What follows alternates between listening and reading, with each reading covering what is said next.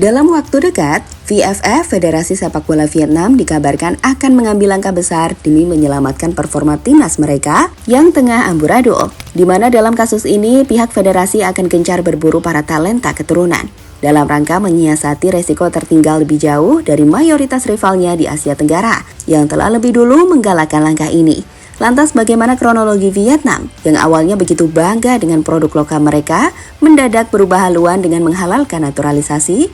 Berikut cerita selengkapnya.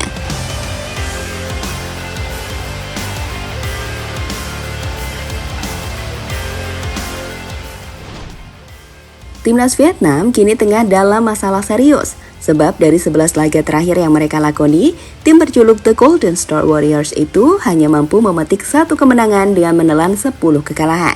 Di mana parahnya dari rentetan hasil negatif tersebut, Indonesia menjadi dalang utama atas terpuruknya timnas Vietnam yang menghancurkan mereka dalam 3 kesempatan berbeda secara berturut-turut.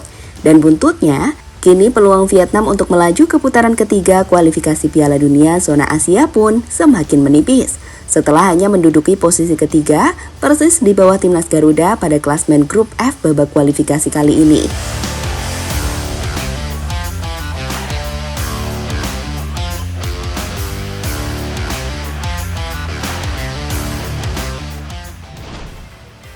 Melihat situasi genting tersebut, beberapa langkah strategis pun lantas diambil pihak Federasi Vietnam, dimulai dari pemecatan pelatih Philippe Troussier, hingga kabar mendadak akan digencarkannya proses pencarian pemain keturunan yang saat ini berkarir di Eropa. Menariknya, jika melihat kronologi keputusan tersebut, hal ini memang sangat mengejutkan tentunya. Sebab jelang laga menghadapi Indonesia, pemain hingga media Vietnam sesumbar menyebut bahwa menaklukkan skuad Garuda yang saat ini diisi banyak punggawa naturalisasi bukanlah pekerjaan yang berat. Namun nyatanya di atas lapangan, skuad Nguyen sama sekali tak mampu memberi perlawanan berarti. Saat Jay Itzes beserta kolega mampu mencetak 4 gol di 2 leg pertemuan tanpa kebobolan satupun gol dari mereka.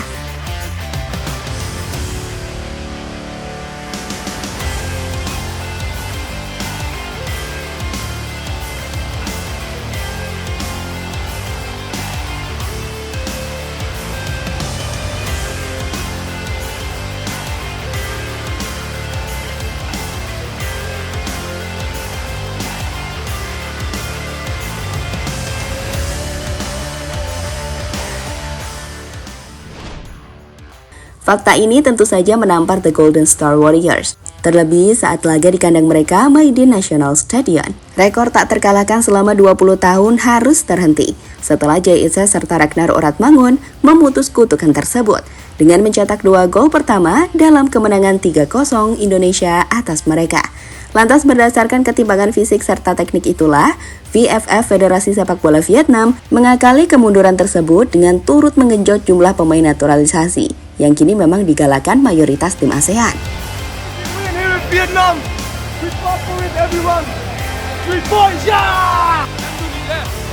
Thank you so much. Keep supporting us. We love. Happy and tired.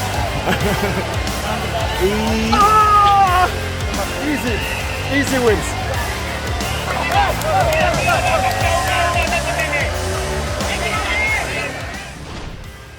Dilansir dari media asal Vietnam The Tau 247, Wakil Presiden VFF Tran Anh Tu mengaku saat ini Vietnam butuh perubahan, di mana kebanggaan terhadap local pride akan sedikit dikurangi, dengan diiringi perubahan masif untuk meningkatkan level permainan timnas.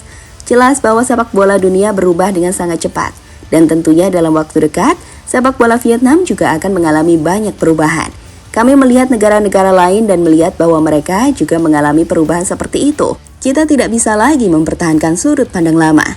Jelas ada perspektif baru, ujar Tran Anh Tu seperti dikutip dari The Tau 247.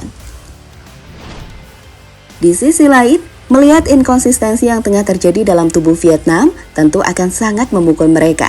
Sebab setelah proses naturalisasi digenjot, tentu akan muncul sedikit pergolakan dalam proses adaptasi dengan standar baru tersebut. Hal ini sendiri bertentangan dengan klaim Kapten Vietnam Du Hung Dung yang menyebut bahwa perbedaan Vietnam dengan negara ASEAN lainnya adalah justru lebih kuat saat pemain lokal bersatu. Ketika para pemain bermain bersama di timnas Vietnam membentuk sebuah tim, itu benar-benar tim yang kuat.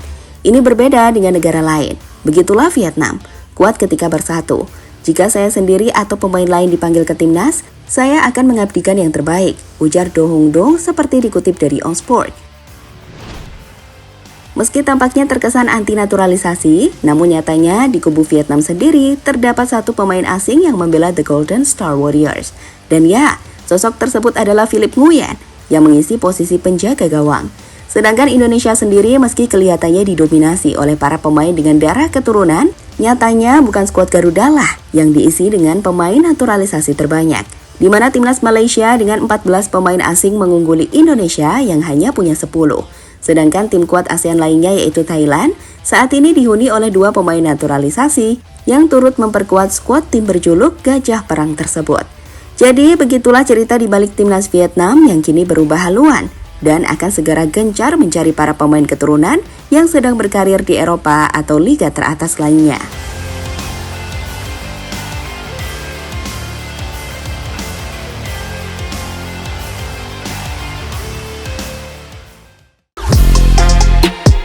Halo, izin iklan sebentar ya guys. Jadikan ruangmu bernuansa timnas. Temukan beragam poster dinding, sepak bola dan timnas dengan desain menawan, kualitas premium dan harga yang tidak akan menguras kantong. Segera klik link Shopee di deskripsi video ini dan dukung timnas dengan sepenuh hati. Mulai dari dinding rumahmu.